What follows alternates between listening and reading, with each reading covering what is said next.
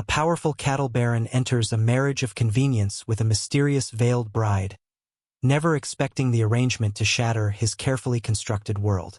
What secrets lie beneath the veil that could transform his empire and his heart forever?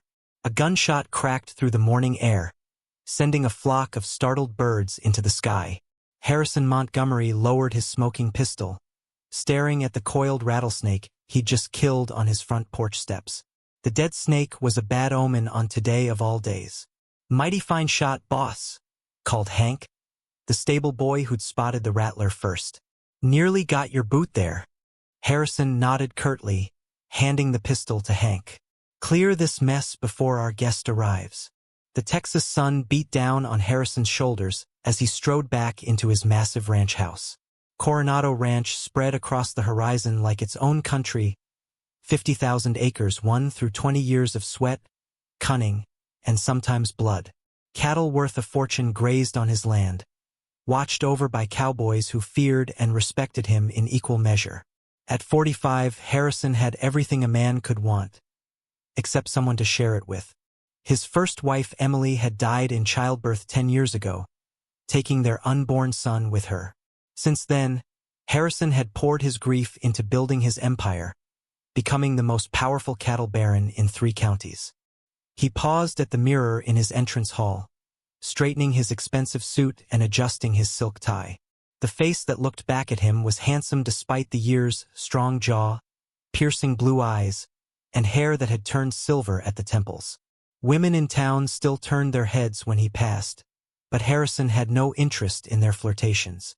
"Mr. Montgomery," his butler Stevens said, appearing silently as he always did. "The East Wing has been prepared for Miss Blackwood's arrival tomorrow, as you requested."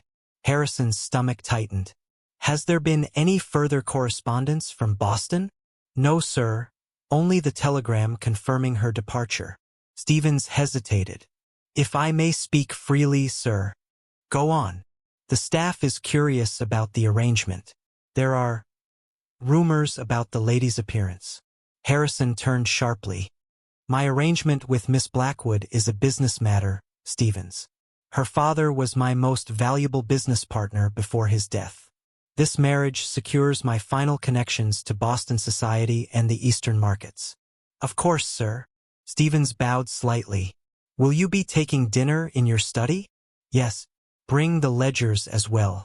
I want to review the northern grazing contracts before Miss Blackwood arrives." Alone in his study that evening, Harrison poured himself a third whiskey and stared at the small photograph on his desk. Eleanor Blackwood's father looked out at him, a stern Boston businessman who'd helped finance Harrison's expansion years ago. Now Harrison would repay that debt by marrying the man's only daughter, a woman he'd never met and reportedly hadn't been seen in public without a heavy veil for years. "A monster bride for a monster," Harrison muttered, downing the whiskey. Miguel Hernandez, his ranch foreman and oldest friend, entered without knocking, the only person who dared such familiarity. "Talking to yourself again, Senor Harry?" Miguel asked, using the nickname from their days as young cowhands together. "That's never a good sign." Harrison gestured to the chair across from him. "Would you marry a woman you've never seen, Miguel?" Miguel sat, his weathered face thoughtful. "My Rosalita was chosen by my mother. I saw her only once before our wedding day.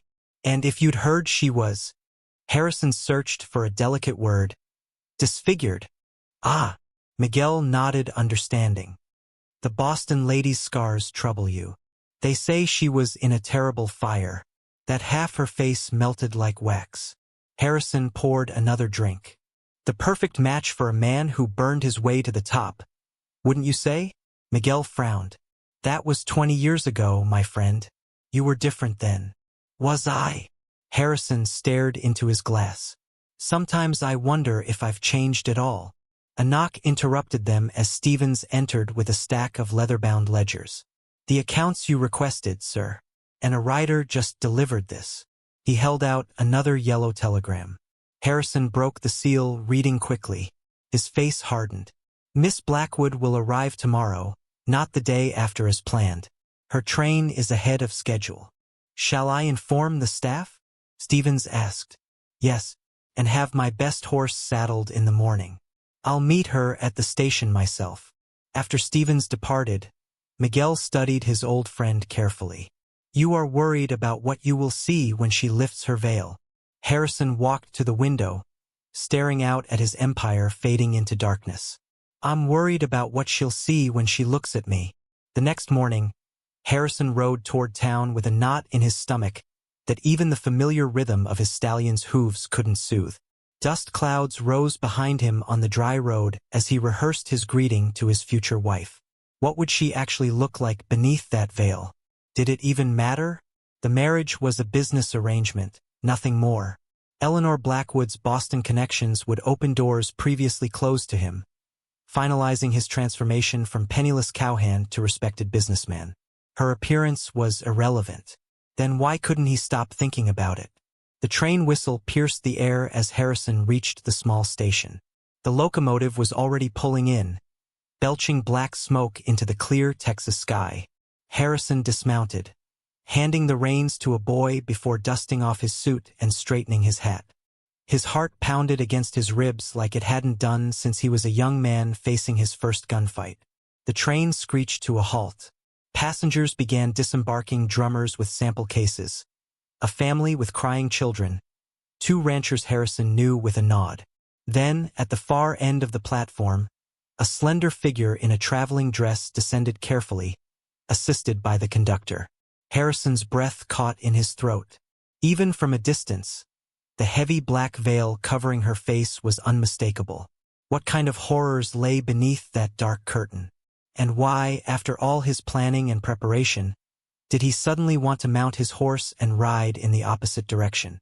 The train whistle shrieked once more as Harrison crossed the station platform with measured steps. His boots clicked against the wooden boards, each step bringing him closer to the veiled figure who now turned toward him. The curious eyes of townspeople followed his progress. Everyone had heard the cattle baron was getting a mail-order bride, and no one wanted to miss this moment. "Miss Blackwood." Harrison's voice came out steadier than he felt. The woman nodded, her face completely hidden behind a thick black veil that fell from her hat to well below her chin. "Mr. Montgomery, I presume." Her voice surprised him, clear and melodious, with a refined Boston accent that seemed out of place in this dusty Texas town. "Your journey was comfortable, I hope?" Harrison offered his arm awkwardly, aware of the stares surrounding them. As comfortable as one might expect when traveling 2,000 miles to marry a stranger. There was a hint of dry humor in her tone that caught him off guard. Mrs. Peterson, the town gossip, bumped deliberately into a fruit display for a better look, sending apples rolling across the platform. Every pair of eyes fixed on Eleanor's veil, hungry for a glimpse of what lay beneath. "My horse is waiting," Harrison said tersely. "I've arranged for your trunks to follow by wagon." To his surprise, Eleanor laughed softly. "I hope you don't expect me to ride astride all the way to your ranch, Mr. Montgomery. Perhaps there's a carriage available." Harrison frowned. He hadn't considered this. "Of course. Wait here." 20 minutes and a considerable payment later, Harrison had secured the hotel owner's covered buggy. He helped Eleanor up, careful not to touch her more than necessary, and took the reins himself. As they pulled away from town, the weight of questioning stares gradually lifted. "They're quite curious about me, aren't they?" Eleanor observed, adjusting her skirts. "People talk when there's nothing better to do," Harrison replied stiffly. "And what exactly have they been saying about me, Mr. Montgomery?" Harrison's hands tightened on the reins. "Nothing worth repeating. I've heard most of it before, I assure you." She turned slightly toward him, the veil moving with her motion. The monster bride, the melted face, the poor disfigured creature. Her directness startled him. "Miss Blackwood, please, let's be honest with each other from the beginning." She cut him off, her voice surprisingly firm. "You agreed to marry me for my father's business connections without ever seeing my face. I agreed to marry you to secure my future after my father's death left me with mounting debts.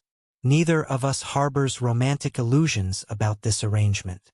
The blunt assessment of their situation matched Harrison's own thoughts so precisely that he found himself momentarily speechless. "You're very forthright. Life has taught me the value of clarity." Her gloved hands folded neatly in her lap. "Now, perhaps you might tell me about my new home?" For the next hour, as the buggy rolled through the scrubby Texas landscape, Harrison described Coronado Ranch, the cattle operations, the main house he'd expanded 3 times, the difficulties and triumphs of building his empire. Gradually, his discomfort eased as he spoke of things he understood. "And your first wife?" Eleanor asked suddenly. "I understand you were married before." The question jolted him back to awareness of the stranger beside him. "Emily. She died 10 years ago." "I'm sorry for your loss." Harrison nodded curtly, unwilling to discuss Emily with this veiled woman who would soon take her place, at least in name. They crested a hill and Coronado Ranch spread before them. The sprawling main house with its east and west wings, bunkhouses, barns, corrals, and beyond, thousands of acres of grazing land dotted with cattle. "My goodness," Eleanor said softly. "It's like its own small kingdom, built from nothing." Harrison couldn't keep the pride from his voice. 20 years ago, I had only the clothes on my back and a single horse." Eleanor turned toward him, and though he couldn't see her expression, he sensed her studying him. "Your determination is admirable. My father always spoke highly of your ambition. Yet he never mentioned his daughter to me until his final illness." The words came out more accusingly than Harrison intended. A tense silence fell between them. Finally, Eleanor spoke, her voice cooler now. "My father and I had a complicated relationship after my mother's death and my accident. He found it easier to keep his business life separate from his damaged daughter." Harrison winced at her choice of words. As they approached the ranch, he saw the staff lined up outside as he'd instructed: Stevens the butler, Mrs. Winters the housekeeper, Miguel and the senior ranch hands, all dressed in their Sunday best despite the sweltering heat. "Your welcome committee awaits," Eleanor observed. "How kind of you to arrange such a reception." "It's only proper," Harrison replied, suddenly self-conscious about the display. He helped her down from the buggy, acutely aware of every pair of eyes fixed on Eleanor's veil. Miguel stepped forward, removing his hat. "Welcome to Coronado Ranch, señorita," he said warmly. "I am Miguel Hernandez, the foreman." "How do you do, Mr. Hernandez?" Eleanor extended her hand, which Miguel took with gentle respect. Harrison made the other introductions quickly, noting the barely concealed curiosity on every face. Mrs. Winters in particular seemed to be straining to see through the black barrier covering Eleanor's features. "Perhaps Miss Blackwood would like to rest after her journey," Harrison suggested, eager to escape the awkward spectacle. "Actually, I'd prefer tea," Eleanor countered. "The train dust has left me parched, and I'm sure your staff has questions they'd like answered." Harrison stiffened. "My staff knows better than to question my decisions. I meant questions about my preferences, arrangements for the wedding, that sort of thing." There was that hint of dry humor again. "Unless you've planned everything already?" Caught off guard once more, Harrison gestured toward the house. "Of course. Stevens, please arrange tea in the drawing room." As they walked up the path, Harrison tried to imagine the ranch through Eleanor's eyes, the massive oak door he'd imported from Spain, the marble flooring in the entryway, the expensive furnishings chosen to impress the cattle buyers and bankers who occasionally visited. Had he created a home or merely a monument to his success? In the drawing room, Eleanor removed her traveling gloves but kept her veil firmly in place as she accepted a cup of tea from Stevens. Her movements were graceful, refined, clearly those of a woman raised in society. "Our wedding is arranged for Saturday at the town church," Harrison said, taking a seat across from her. "Judge Williams will perform the ceremony." Eleanor nodded. "4 days from now. That seems reasonable." She sipped tea somehow through her veil, a practiced movement that Harrison found himself watching with uncomfortable fascination. "I understand our arrangement is unusual," she continued, setting down her cup, "but I believe it can be advantageous for us both. You gain the Boston connections you desire, and I gain security." Yes, Harrison agreed, relieved by her businesslike approach. Your father was a valued associate. This union honors his memory and strengthens both our positions. Eleanor tilted her head slightly, the veil shifting with the movement. And what position exactly do you envision for me here, Mr. Montgomery? Am I to be merely a silent partner, or do you expect me to function as the mistress of this household? The question caught Harrison unprepared. He'd thought extensively about what Eleanor might look like beneath her veil, but had given little consideration to what she would actually do once she arrived. I suppose, he said slowly, that would depend on your inclinations. My inclinations, Eleanor repeated, a new edge to her voice, have rarely been consulted in matters concerning my life, but since you ask, I am educated, Mr. Montgomery. I read and speak 4 languages. I maintained my father's household and social calendar for years. I am not without skills. Harrison studied the veiled figure before him, feeling as though he was negotiating with a ghost. The ranch requires efficient management. If you wish to take on household responsibilities, I would welcome the assistance. How generous of you. The dry tone was unmistakable now. And the veil? Will that be a condition of our arrangement as well? The question hung in the air between them. Harrison cleared his throat. I would never presume to dictate your personal choices, Miss Blackwood. Yet you wonder, she said softly. Everyone wonders. It's the first thing they see, or rather don't see. She stood suddenly, moving to the window that overlooked the sprawling ranch. I hope you'll find me useful, Mr. Montgomery, despite what lies beneath this veil. And I hope I'll find something here that's been missing from my life in Boston. And what's that? Harrison asked, rising as well. Honesty, she replied simply. I've had quite enough of polite lies and whispered pity. As Stevens appeared to show Eleanor to her rooms in the East Wing, Harrison remained in the drawing room, turning his father's silver pocket watch over in his hands. The old timepiece had never kept proper time, running too fast or too slow, never quite in sync with the world around it.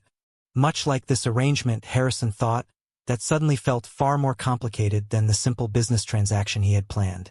A book crashed to the floor as Harrison entered his library after midnight, startling Eleanor, who stood at his shelves, her veiled figure outlined by moonlight.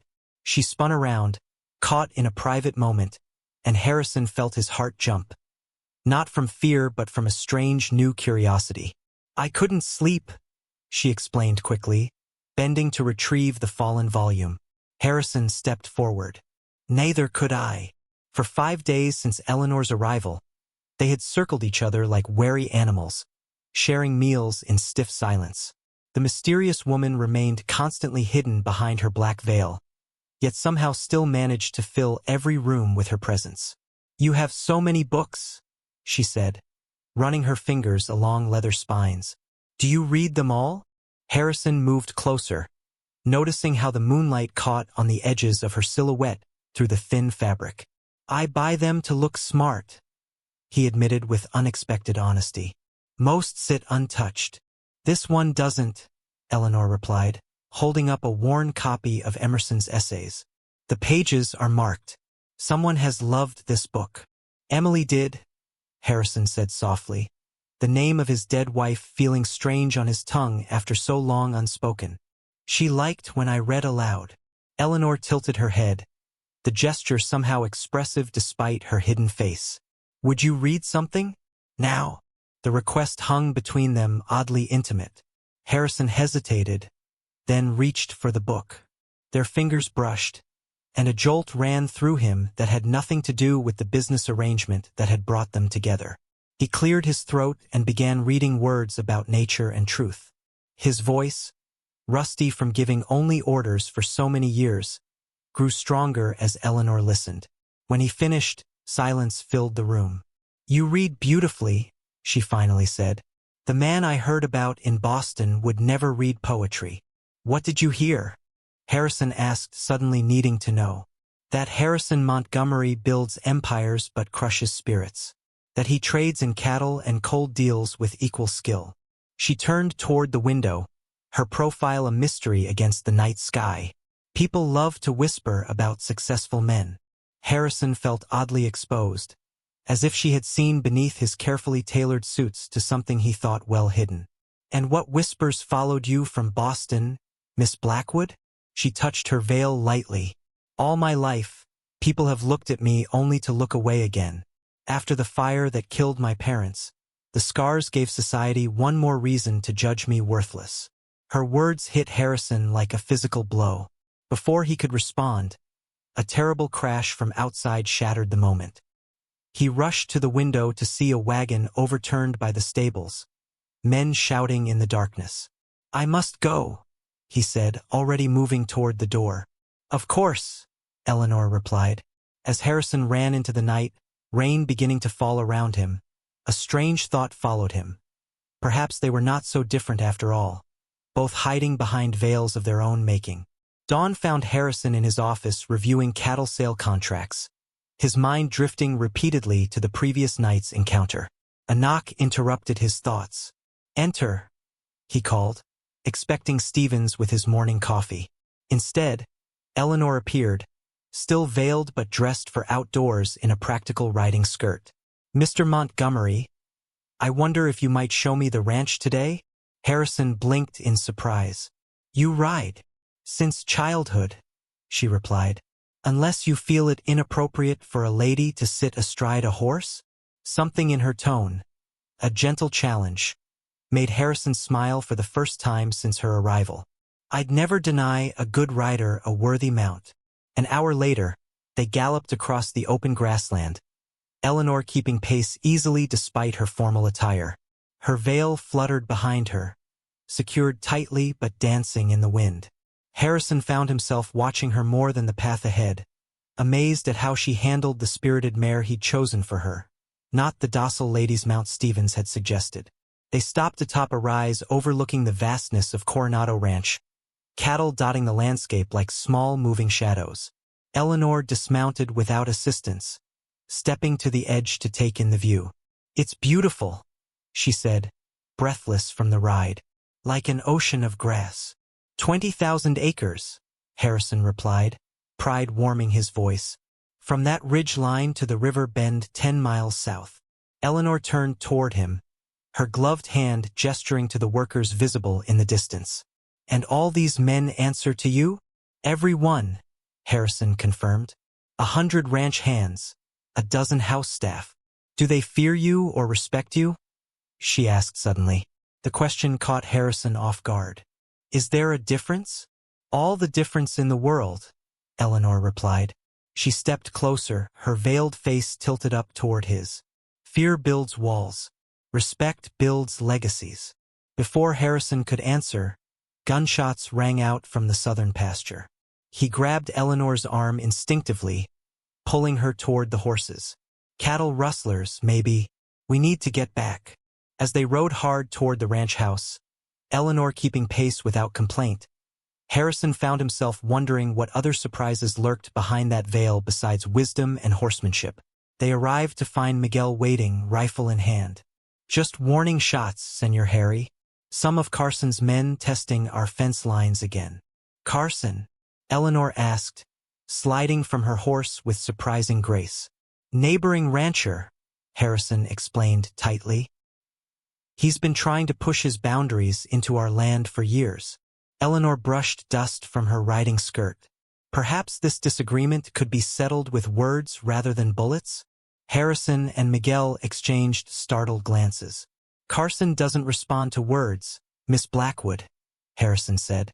"Everyone responds to the right words," Eleanor countered, her voice carrying surprising authority. "Or have you tried all possible combinations?" As a dinner bell rang from the main house, Harrison found himself staring at his future wife with new eyes. The woman he'd expected to be merely decorative, possibly even embarrassing with her hidden face, was proving to be something altogether different. "You're not what I expected," he admitted as they walked together toward the house. Eleanor's laugh, soft beneath her veil, surprised him with its warmth. "Mr. Montgomery, I believe that makes two of us." Later that evening, as thunder rolled across the prairie sky, Harrison sat at his desk staring at a blank sheet of paper. The wedding was just 6 days away, and he realized he knew almost nothing about the woman who would become his wife. Yet somehow he was beginning to want to know everything. Lightning split the sky as Harrison stared at the calendar on his desk. 2 days until the wedding. Outside, dark clouds rolled across the prairie, matching the storm brewing inside him. How strange that his thoughts now circled not around Eleanor's hidden face, but around her quick mind and unexpected courage. The breakfast table rattled as thunder boomed overhead. Eleanor looked up from the newspaper, her veil moving slightly with each breath. "You're watching me again," she said quietly. Harrison shifted in his chair. "Forgive me. Mr. Montgomery, look at this," Eleanor interrupted, sliding the newspaper toward him. "The Carson Ranch advertisement claims water rights to North Creek. Your water." Harrison scowled. "Carson has coveted that creek for years. Your southern grasslands look eaten down to the dirt," Eleanor commented, buttering her toast with neat movements. "Have you thought about rotating your herds like they do in Vermont?" Harrison's coffee cup froze halfway to his lips. "You know ranching methods?" "My father believed girls should learn business," she replied. "Not common, but helpful. I've been studying your account books." "Those are private," Harrison snapped, surprised by this invasion. "They sat open on your desk," Eleanor answered calmly. "In 3 days I become your wife. Shouldn't I understand where our money comes from?" Harrison opened his mouth to argue when the door burst open. Miguel rushed in, his hat dripping rainwater onto the polished floor. "Senor, Carson's men are at the North Creek. They say we stole their water." Harrison jumped to his feet, chair scraping loudly. "That creek has always been ours. Get the men ready." He turned to Eleanor. "Excuse me, this needs handling. May I come with you?" she asked, standing smoothly. Harrison studied her veiled figure with disbelief. "This is men's business." "As you wish," she replied, her voice cooling. "Though my father once mentioned this dispute involves old Spanish land grants. I've seen similar papers in Boston." Harrison and Miguel exchanged surprised looks. "Perhaps," Harrison said slowly, "you could check our deed records while we talk to Carson's men?" As they mounted their horses in the driving rain, Miguel leaned toward Harrison. "She's not what you expected, Senor Harry?"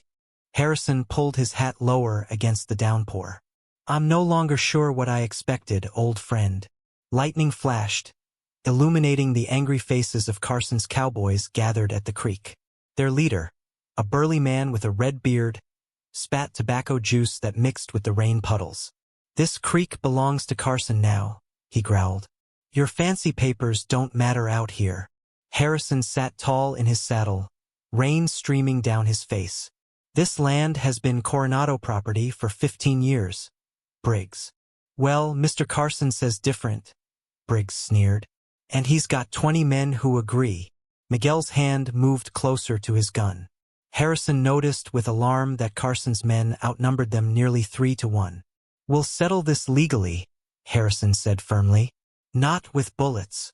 Briggs laughed. Big words from a man with fewer guns. Another crack of lightning hit a nearby tree, sending horses skittering backward in panic. Harrison used the distraction to signal retreat.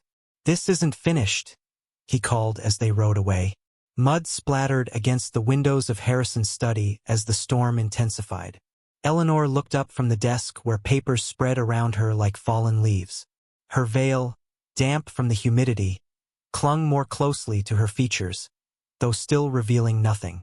"You're back sooner than I expected," she said as Harrison stomped in, dripping water onto the carpet. "Carson's men brought too many guns," he admitted, throwing his soaked hat onto a chair. "Did you find anything helpful?"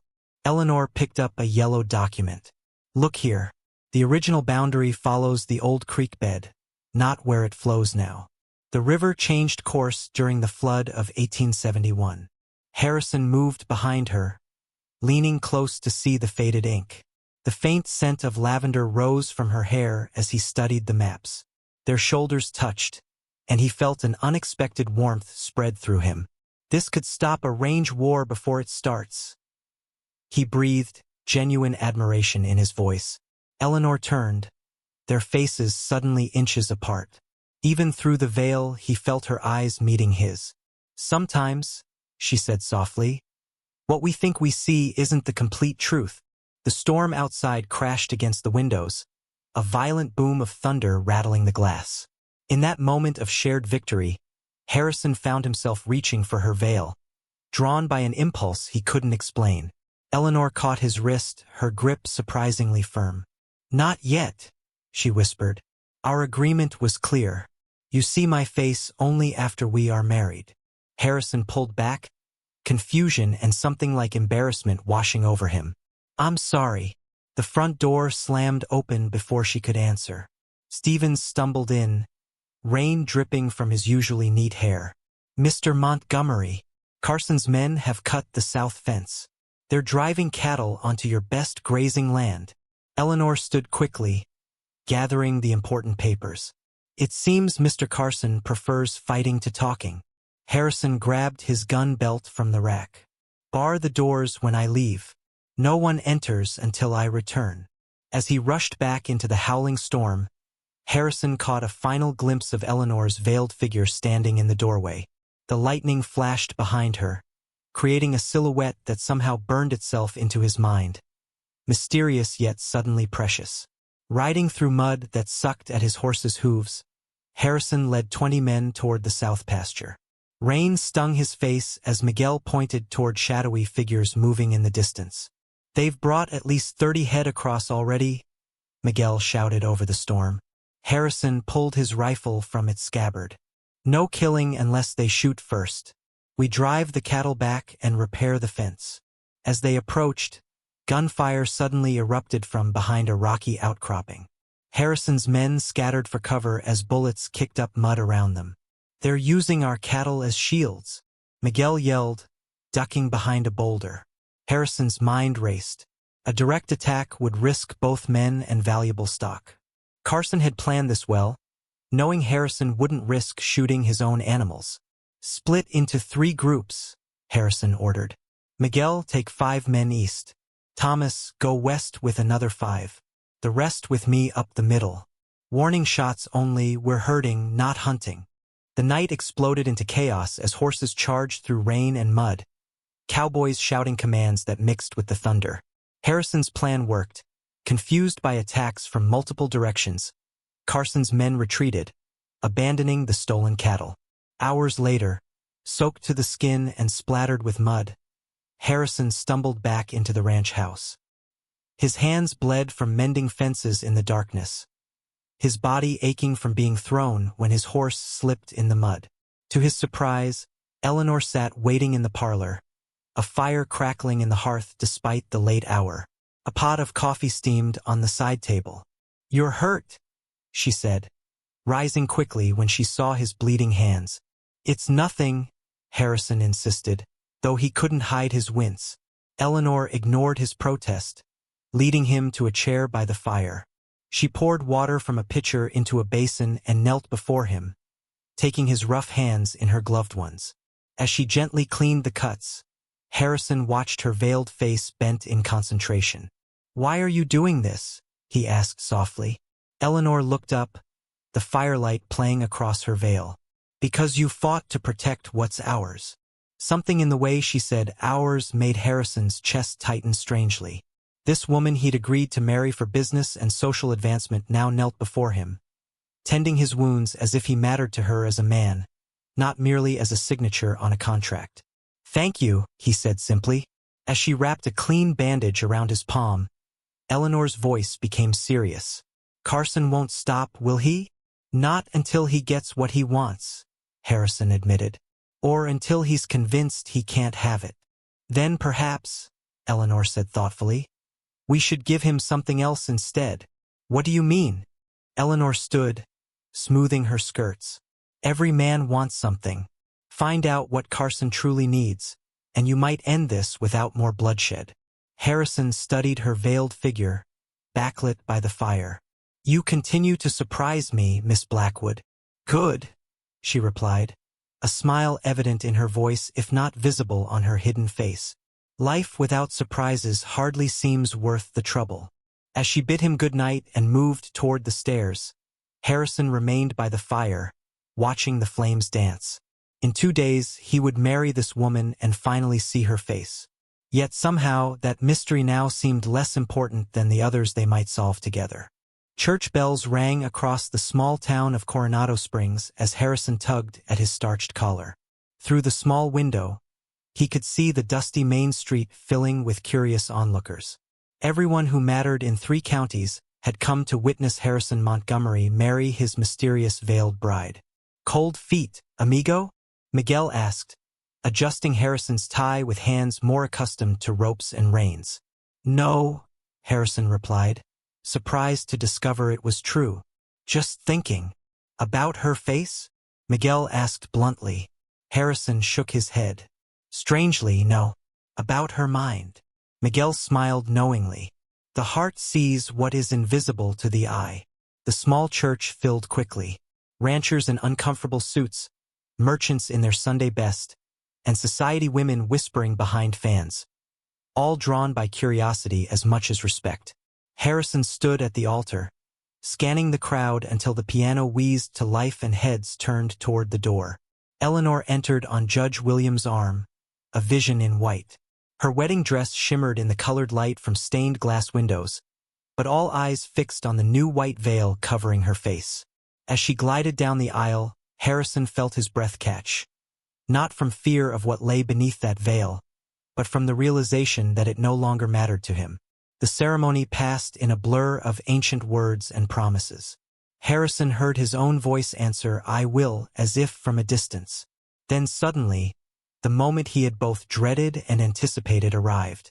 "You may kiss your bride," the preacher announced. The church fell silent as Harrison lifted the veil with hands that refused to tremble. Gasps rippled through the congregation. Harrison found himself staring not at a monster, but at a woman with striking eyes, high cheekbones, and yes, a web of scars that traced from her left temple down her cheek and neck, disappearing beneath her collar. The scarring was significant, but did nothing to diminish the quiet dignity in her expression or the fear in her eyes as she awaited his reaction.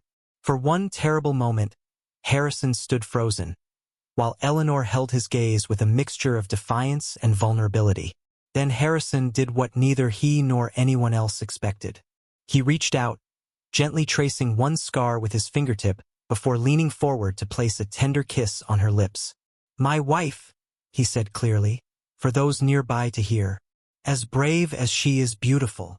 The relief in Eleanor's eyes gave way to something warmer as she took his arm. Together they walked back down the aisle through whispers and stares that somehow seemed to matter less with each step. Outside the church, guests gathered to offer congratulations. Harrison felt Eleanor's grip tighten on his arm as curious eyes studied her now revealed face. She held herself with remarkable poise, meeting each gaze directly until people began to look beyond the scars to the woman herself. "Mrs. Montgomery," the banker's wife cooed. "What a lovely—" Her words died as a rider galloped wildly into the town square, his horse lathered and wild-eyed. "Fire!" the man shouted. "Fire at Coronado Ranch, the main house." Harrison's world tilted as he turned to see black smoke rising in the distance. All around them, wedding guests scattered in confusion. Eleanor's hand tightened on his arm. "Carson's revenge?" she asked, her voice steady despite the chaos. Harrison's jaw tightened. "Or fate's cruel joke. Either way, we must go." As they mounted horses provided by the livery, Eleanor gathered her wedding dress without hesitation, revealing riding boots beneath, a practical choice that, in that moment, struck Harrison as oddly moving. "I hope you don't mind if our wedding night begins with saving what's ours," she said, tying up her hair with practiced motions. "Ours?" Harrison repeated, the word feeling right on his tongue as they spurred their horses toward home. They arrived to find the eastern wing of the house already consumed by flames. Ranch hands formed a bucket line from the well, while others rushed to save ledgers and valuables from the main rooms. "Stevens! Miguel!" Harrison called, leaping from his horse. Miguel emerged from the smoke, face blackened. "Señor!" We saved most important things from the main floor. Was anyone inside? Eleanor asked, dismounting with surprising agility despite her wedding dress. All are safe, Miguel assured her, then hesitated. But there is something you should see. He led them behind the house where the fire had first started. There, beneath a broken window, lay a kerosene lamp and a crumpled note. Harrison picked it up, his expression darkening as he read. This was no accident. Carson? Eleanor asked, her scarred face now fully visible in the harsh light of the flames. No. Harrison handed her the note. This threatens both of us. Eleanor read aloud. A scarred woman brings a scarred fortune. The Montgomery Empire will fall as payment for sins of the father. She looked up. What does this mean? Harrison's face had gone ashen. It means someone knows things I've tried to forget. He turned to Miguel. Double the guards tonight. As darkness fell, the fire was finally contained, leaving the east wing destroyed but the main portion of the house salvageable. Harrison and Eleanor sat in his study, still in their wedding clothes, soot marring the fine fabrics. You need to tell me, Eleanor said quietly, her unveiled face now fully visible in the lamplight. The scarring seemed less pronounced somehow, as if Harrison's eyes were truly adjusting to see the woman rather than her marks. Harrison poured 2 glasses of bourbon, handing one to her. My rise wasn't always honorable, he said finally. Your father knew this. Tell me all of it, she said, meeting his gaze directly. Harrison sank into his chair, suddenly looking older than his years. 20 years ago, I was desperate. The ranch I worked for was failing. Your father offered financing if I could secure water rights to the North properties. He took a long drink. The owner, a widow, refused to sell. There was a fire. She died. Eleanor's expression remained steady. Did you set it? No, Harrison said firmly. But I knew about the plan. I didn't stop it. And my father? Provided alibis. Used connections to ensure no questions were asked. Harrison couldn't meet her eyes. Your father was not the honorable businessman Boston believed. Nor am I the self-made success I've pretended to be. Eleanor was silent for a long moment, the only sound the distant creaking of the damaged house settling. Is that why you agreed to marry me? Guilt. Initially, Harrison admitted. But then you expected a monstrous face to match monstrous deeds. She finished, her voice tight with emotion. Eleanor, my scars came from trying to save my mother from our house fire, she said, rising to pace the room. I was 12. I've worn veils not from shame but because people see nothing else when they look at me. She turned to face him, her expression fierce. I agreed to marry you because my father's death left me with nothing but debts and whispers. I had few options. And now? Harrison asked, standing to face her. Now I find I've married a man haunted by the same element that marked me. She laughed without humor. Fire reveals truth, doesn't it? Burns away pretense. Harrison moved toward her, stopping when she held up a hand. I never saw your scars as monstrous. Not when I lifted your veil. And your sins? She challenged. Am I to accept those as easily? No, he said. But perhaps we can atone together. A knock interrupted them as Miguel entered, his expression grave. Senor, riders approaching. Many men. Harrison reached for his gun. Get the men ready. Wait, Eleanor said, placing her hand on his arm. This is your chance to face the past differently than you did 20 years ago. Their eyes met in a moment of understanding before Harrison nodded. We'll meet them together. The flickering light of 20 torches cut through the darkness as riders approached Coronado Ranch. Harrison and Eleanor stood side by side on the porch steps, an unlikely pair in their soot-stained wedding clothes. Behind them, ranch hands positioned themselves with rifles at the ready, awaiting their boss's command. The riders stopped 50 yards from the house. A single figure moved forward, a woman, silver-haired but straight-backed on her horse. Victoria Carson, Harrison muttered in recognition. You know her? Eleanor asked quietly. Carson's mother. and sister to the widow whose land I acquired after the fire. Victoria halted her horse.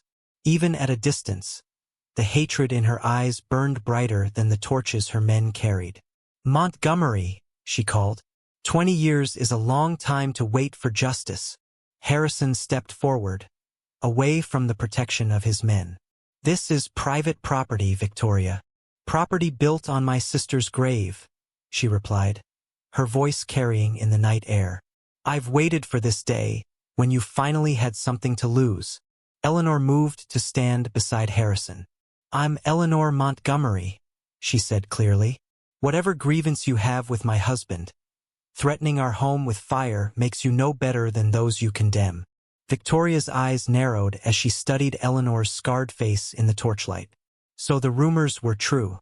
How fitting that Montgomery shackled himself to damaged goods.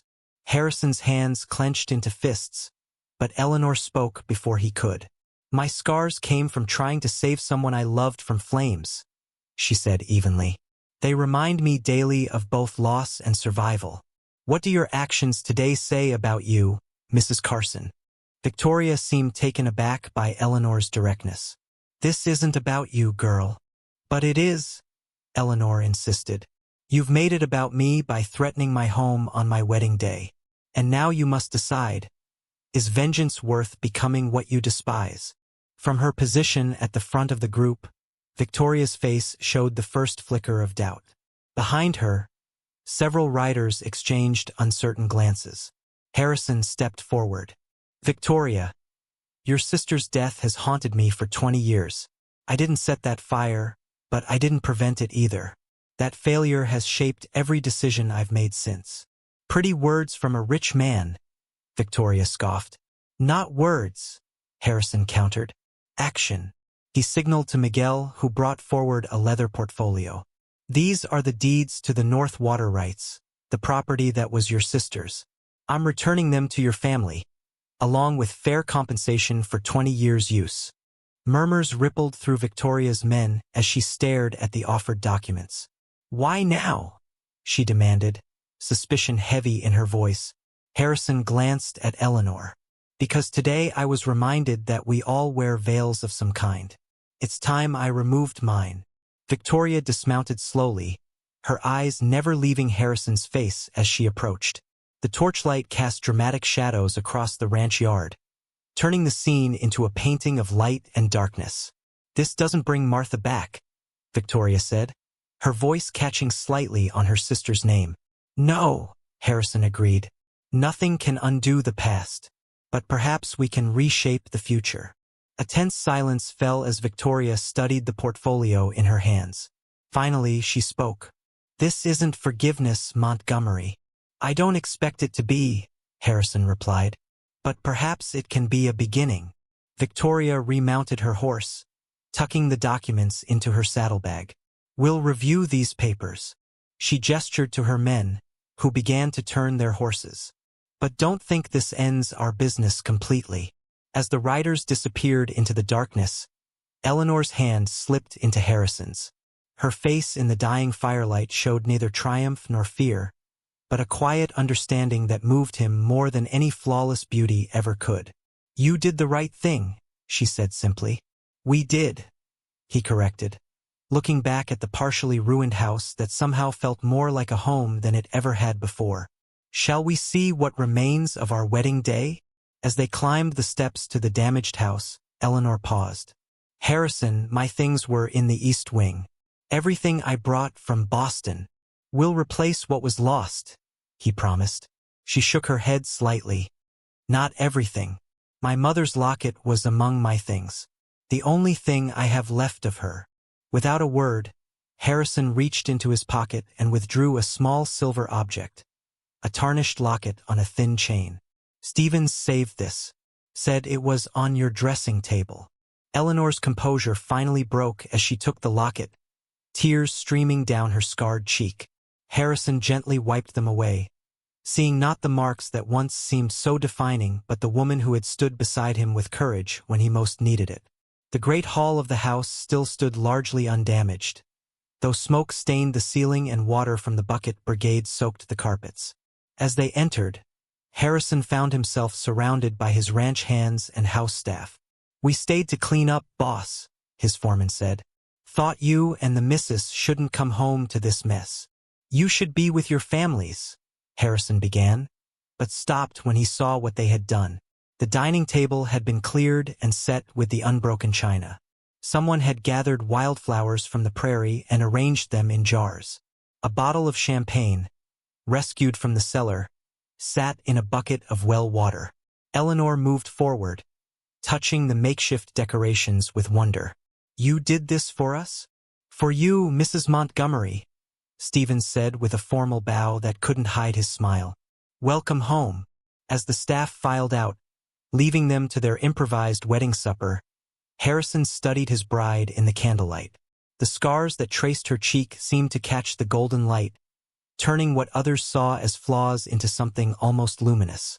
"Not exactly the wedding night I promised you," he said, pulling out her chair. Eleanor smiled. A real smile that transformed her face and made Harrison wonder how he could have ever dreaded seeing it. "Better than I ever imagined," she replied. "This is real. The rest would have been pretend." Later, as they stood at the window of the undamaged West Wing bedroom, Harrison watched Eleanor unpin her hair. The simple, domestic gesture seemed impossibly intimate after the chaos of the day. "The Carson woman," Eleanor said quietly. "Will she accept your offer?" "Eventually," Harrison replied, coming to stand behind her. "Her pride won't let her appear too eager." Eleanor turned to face him, her expression serious. "And the past? Will it come back to haunt us again?" Harrison took her hands in his. "Undoubtedly, the past always does." He traced the edge of one scar with gentle fingers. "But perhaps now we can face it without veils between us." Eleanor leaned into his touch, her eyes closing briefly. "I spent so many years hiding. I'm not sure I remember how to be seen." "Then we'll learn together," Harrison replied, drawing her closer. "The woman I married today is worth seeing clearly." Outside, the last embers of the fire died away as night settled fully over Coronado Ranch. The stars emerged one by one above the Texas plains, watching over a house where two people who had begun the day as strangers now stood together, unveiled at last. "Harrison!" Eleanor's voice cut through the darkness as she raced down the stairs, her nightdress billowing around her. The oil lamp in her hand cast wild shadows across the walls of their partially rebuilt home. Harrison bolted upright in his study chair, papers falling from his lap. 1 month into their marriage, and still he sometimes startled at the sound of his wife speaking his given name. "What is it?" he asked, reaching instinctively for his gun. "Listen," Eleanor whispered, setting down the lamp. In the sudden stillness they both heard it. Horses approaching, many of them, at a steady pace not meant for stealth. Harrison moved to the window, pushing back the heavy curtain. Moonlight glinted off metal rifle barrels. At least 15 riders were advancing on the ranch house. "Get my gun," he told Eleanor, "and wake Miguel." But Eleanor didn't move. Instead, she joined him at the window, her scarred face thoughtful in the lamplight. After their wedding day, she had put aside her veil forever, though she still wore high collars and kept her left side turned away from strangers.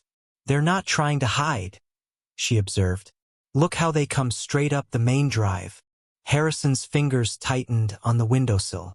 "Carson wouldn't dare attack openly." "Perhaps it's not Carson," Eleanor suggested. Before Harrison could respond, Miguel burst through the door, rifle in hand. "Señor, riders coming." "I see them," Harrison said. "Get the men ready." "Wait." Eleanor placed her hand on Harrison's arm. Lamplight caught the simple gold band on her finger, the ring he had placed there just 4 weeks earlier. "Let me see who it is first." Harrison hesitated, torn between protection and trust. "Eleanor, you once told me that an empire built on fear will always crumble," she reminded him. "Show me you believe that." Their eyes locked in silent communication, something that had grown between them since the wedding day when Harrison had shown the world he valued Eleanor beyond her scars. Finally, he nodded. "Miguel, 6 men only. No shooting unless I give the order." Eleanor squeezed his hand in silent thanks, then hurried upstairs to dress. 10 minutes later, Harrison and Eleanor stood side by side on the porch as the riders entered the ranch yard. Ranch hands with rifles stood guard in the shadows, ready to defend their employers if needed. The lead rider dismounted, a woman, silver-haired but straight-backed despite her years. Harrison's breath caught in recognition. "Victoria Carson," he said under his breath. "Carson's mother?" Eleanor asked, surprise evident in her voice. "And sister to Marie Wilton, the widow whose land I acquired 20 years ago." Victoria Carson approached the steps, her riding boots loud against the packed earth. She stopped at the bottom, looking up at them with eyes like flint. "Montgomery," she said, her voice carrying in the cool night air. "Mrs. Carson," Harrison replied stiffly. "This is private property. Property built on my sister's grave," Victoria countered. "I've been patient, waiting 20 years for justice. When I heard you'd finally taken a wife, I decided the time had come." Eleanor stepped forward into the light, deliberately turning so her scarred face was fully visible. Victoria's eyes widened slightly, but to her credit, she didn't flinch. "I'm Eleanor Montgomery," she said clearly. "Whatever grievance you hold against my husband, bringing armed men to our home in the night makes you no better than those you condemn." Victoria's gaze hardened as she looked at Eleanor. "So the rumors about your face were true." Fitting that Montgomery shackled himself to damaged goods. Harrison's hand curled into a fist, but Eleanor spoke before he could. "My scars came from rushing into flames to save someone I loved," she said evenly. "They remind me daily of both terrible loss and the will to survive. What do your actions tonight say about you, Mrs. Carson?" For a moment, Victoria seemed taken aback by Eleanor's directness. "This isn't about you, girl." "But it is," Eleanor insisted. "You've made it about me by threatening the home I share with my husband. And now you must decide, is vengeance worth becoming what you despise?" Harrison moved to stand beside his wife. "Victoria, your sister's death has haunted me for 20 years, he admitted. "I didn't set that fire, but I didn't stop it either. That failure has shaped everything I've done since." "Pretty words from a rich man," Victoria scoffed. "Not words," Harrison countered. "Action." He turned to Miguel, who stepped forward with a leather portfolio. "These are the deeds to the North water rights, the property that belonged to your sister. I'm returning them to your family, along with fair payment for 20 years' use." Murmurs rippled through Victoria's men as she stared at the offered documents. "Why now?" she demanded. Harrison glanced at Eleanor, drawing strength from her presence. "Because I finally understood that we all hide behind veils of some kind. It was time I removed mine." Victoria dismounted slowly, never taking her eyes from Harrison's face. "This doesn't bring Marie back." "No," Harrison agreed. "Nothing can undo what's been done. But perhaps we can build something better going forward." The night air grew still as Victoria considered the papers Miguel held. Finally, she took the portfolio. "This isn't forgiveness, Montgomery." "I don't expect it to be," Harrison replied. "But perhaps it can be a beginning." Victoria hesitated, then signaled to her men. "We'll look these over. If they're what you claim." She left the sentence unfinished, mounting her horse and turning back down the drive, her men following in silent formation. As their horses disappeared into the darkness, Harrison felt Eleanor's hand slip into his. The moonlight touched her face, neither hiding nor emphasizing her scars, simply illuminating the woman who had somehow become essential to him. "You did the right thing," she said softly. "We did," he corrected, turning to look at their partially rebuilt home. Though still damaged from the fire, it somehow felt more like a true home than it ever had before. "Shall we see what else can be mended?" As they walked back inside, Eleanor suddenly stopped. "Harrison, I just remembered. My mother's locket was in my room when the fire started. Everything I brought from Boston." Without a word, Harrison reached into his pocket and pulled out a small tarnished silver locket. "Stevens found this in the ashes. Said it had fallen behind your dressing table." Eleanor's composure finally broke as she took the precious keepsake, tears streaming down her scarred cheek. Harrison gently wiped them away, no longer seeing the marks that had once seemed so important, but the woman who had stood beside him with courage and wisdom when he needed both. "I believe," he said softly, drawing her close, "that I finally see you clearly, Eleanor Montgomery." Her smile, unpracticed but genuine, warmed something long frozen within him as they walked arm in arm toward the future they would build together from the ashes of their pasts. The September sun bathed Coronado Ranch in golden light as Harrison Montgomery stood at his office window, watching Eleanor in the garden below. She knelt in the rich soil, directing the planting of late summer roses, her hat tilted to shade her face from curious eyes, a practical measure now rather than concealment. 3 seasons had passed since their wedding day. The ranch house stood fully restored, but with changes that reflected its new mistress. The east wing, once destroyed by fire, now housed a school for the children of ranch hands and neighboring farms. Eleanor's vision brought to life through Harrison's resources. "Mr. Carson's boy is here," Stevens announced from the doorway, interrupting Harrison's thoughts. Harrison nodded, straightening his vest. "Send him in." Young Thomas Carson entered with his hat clutched respectfully in his hands. At 22, he carried himself with the confidence of someone recently entrusted with important business. His resemblance to his grandmother Victoria unmistakable. "Mr. Montgomery, thank you for seeing me. You're here about the water management proposal?" Harrison asked, gesturing to the chairs by the fireplace, the same spot where he and Eleanor had faced their truths the night Victoria came calling. "Yes, sir. Grandmother has reviewed your offer. She believes it has merit." The door opened quietly as Eleanor entered from the garden, a few freshly cut roses in her hand. She nodded respectfully to Thomas but didn't interrupt, moving instead to arrange the flowers in a crystal vase, a gift from the ranch hands on her last birthday. The negotiation proceeded smoothly until Thomas hesitated over one particular item in the agreement. "This provision about education funding. My grandmother questions what schools have to do with water rights." "That was my addition," Eleanor said, joining the conversation as she placed the vase carefully on Harrison's desk. The roses filled the room with their sweet scent. "Your family's children deserve the same opportunities as any others in the region. Education reaches beyond old boundaries." Thomas studied her with undisguised curiosity, his eyes briefly noting her scars before meeting her steady gaze. "You're nothing like what they said, Mrs. Montgomery." "Few things are," she replied simply. "Or few people." After Thomas departed with the signed agreement, Harrison and Eleanor sat together on the wide veranda, watching the sunset paint the vast landscape in stripes of gold and amber. A comfortable silence stretched between them, the kind possible only between people who had seen each other's truths and chosen to stay. "I received a letter from Boston today," Eleanor said finally. "Mrs. Winthrop wrote to tell me I've been formally removed from the social register." Harrison took her hand. "Does that trouble you?" "Once it would have," she admitted. "Now it seems like news from another world." "Is this world enough?" Harrison asked, gesturing to the sprawling ranch around them.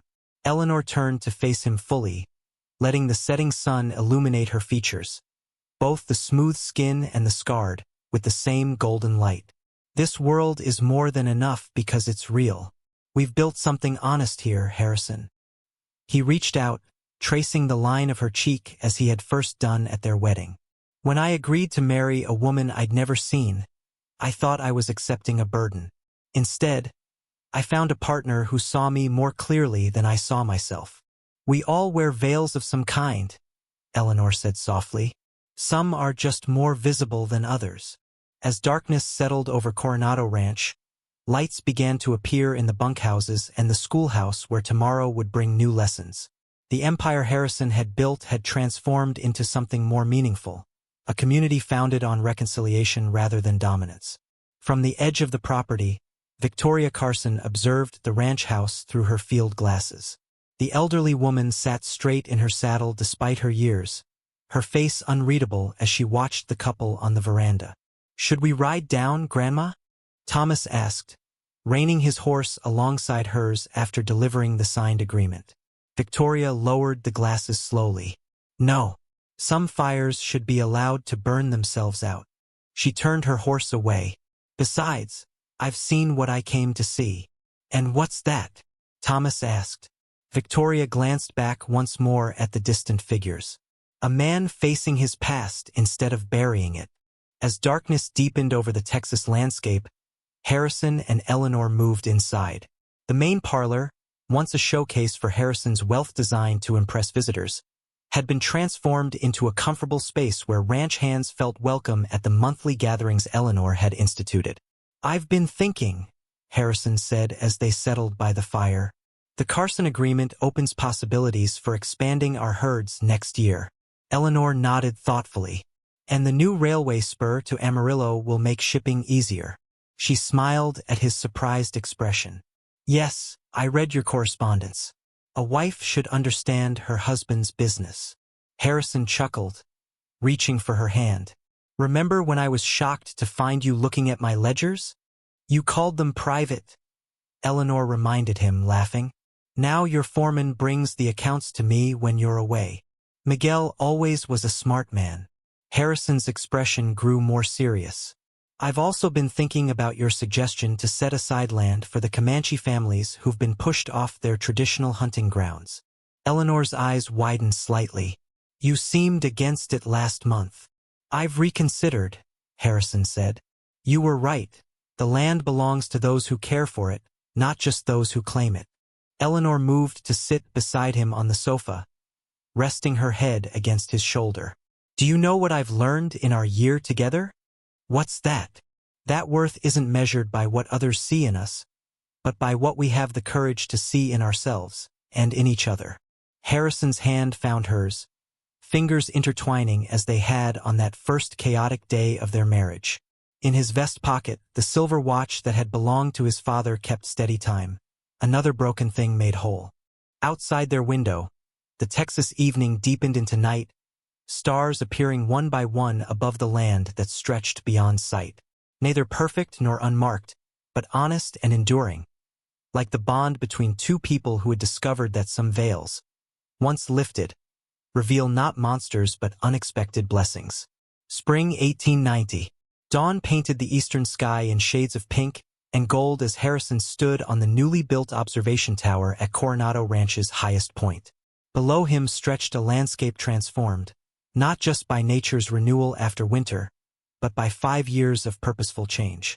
You're up early, Eleanor's voice came from behind him.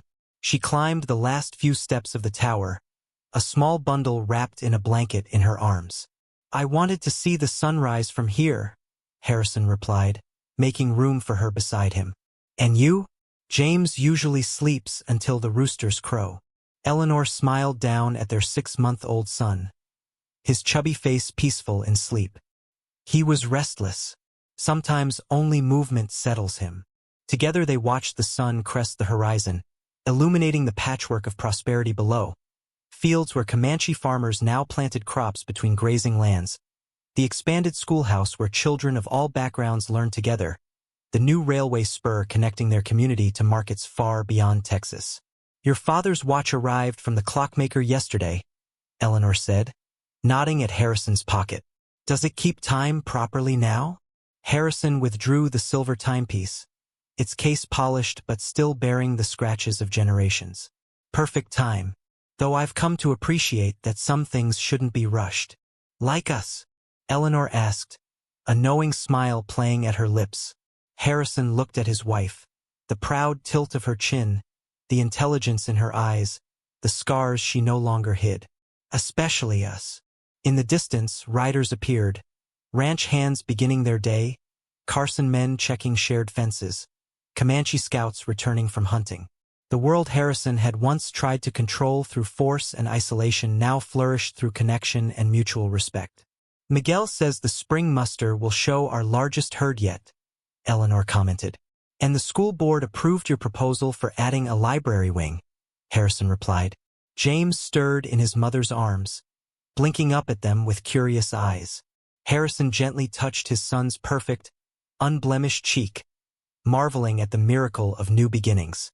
"Sometimes I think about that day when Stevens brought your telegram," Harrison said quietly. "How close I came to refusing this arrangement out of fear and pride." Eleanor leaned against him, her strength a constant he'd come to rely on. "And I remember trembling behind my veil as I stepped off the stagecoach, certain you would send me away once you saw my face." "We were both hiding," Harrison acknowledged. "Me behind wealth and power, you behind fabric and shadow." "And now?" Eleanor asked, though she knew the answer. Harrison looked out over their domain, not his empire anymore, but their legacy. "Now we stand in the light." As the sun rose fully above the horizon, bathing them in golden warmth, Harrison Montgomery embraced his family on the tower they had built together, both literally and figuratively. Below them, the ranch bell rang, signaling the start of a new day in a community founded on seeing beyond appearances, beyond past mistakes, beyond the veils that once separated them from truth. Life would bring new challenges. It always did in this unforgiving land, but for the first time, Harrison faced the future not as a fortress guarding his possessions, but as a man standing proudly beside the woman who had taught him that true sight comes not from the eyes, but from the heart.